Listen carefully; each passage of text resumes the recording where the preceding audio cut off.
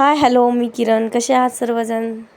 तर चला, तुम्ही म्हणसाल ही कसली घाई आहे. तर आमच्या इकडे होते आज सवासीन जेवू घालायचा कार्यक्रम. एकच सवासीन जेवू घालायची होती आम्हाला, पण स्वयंपाक थोडा जास्त बनवायचा होता कारण की बाकी चिल्लर पार्टी भरपूर होती आमच्याकडे जेवायला. तर त्याचीच मग चालली होती माझी ही तयारी. तर आज मी घातलं होतं पुरण, त्यामुळे हे आमटीची वगैरे तयारी चालली होती. तर तुम्ही म्हणसाल सवासीन म्हणजे जे मोक्षाचे पप्पा आहेत त्यांची पहिली आई होती, त्या वारलेल्या आहेत, त्यामुळे त्यांना आम्ही नव्या गव्हावर वगैरे जेवू घालतो. त्याच्यामुळे मग हे आज असा काहीतरी बेत आम्ही केला होता. तर आता नवीन गहू येऊ लागले, त्यामुळे नवीन गहू दळून आणून मस्त आम्ही असं केला होता बेत.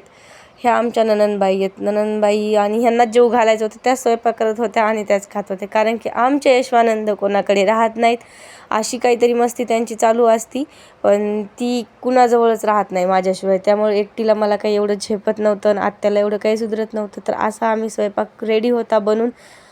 मस्त छान आमटी व कढी, भजी, भात, पोळ्या पुरणाच्या खूप छान असं आम्ही रेडी केलं होतं बनून. जेवण वगैरे करून घेतले छान व्यवस्थित मस्त.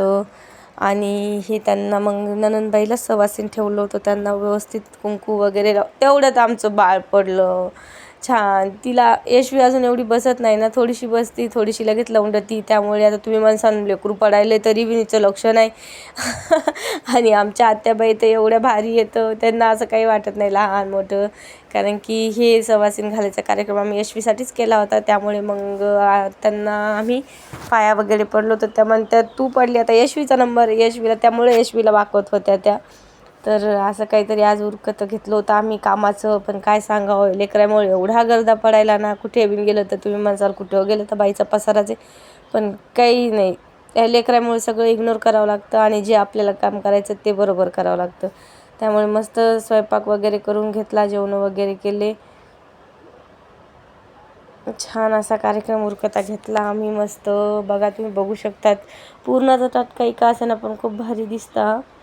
जेवण वगैरे करून घेतले आणि त्याच्यानंतर आली मग चिल्लर पार्टीची नंबर जेवणाचा. ह्यांचं जेवण झालं की नाही बसली चिल्लर पार्टी. हे आमच्या नंदाचेच लेकर आहेत. एका नंदेला एवढे लेकर नाहीत बरं. एक त्यांच्या जाऊबाई आहेत त्यांचे काही, आणि हे त्यांच्या जाऊबाई आहेत त्यांचे काही येतं.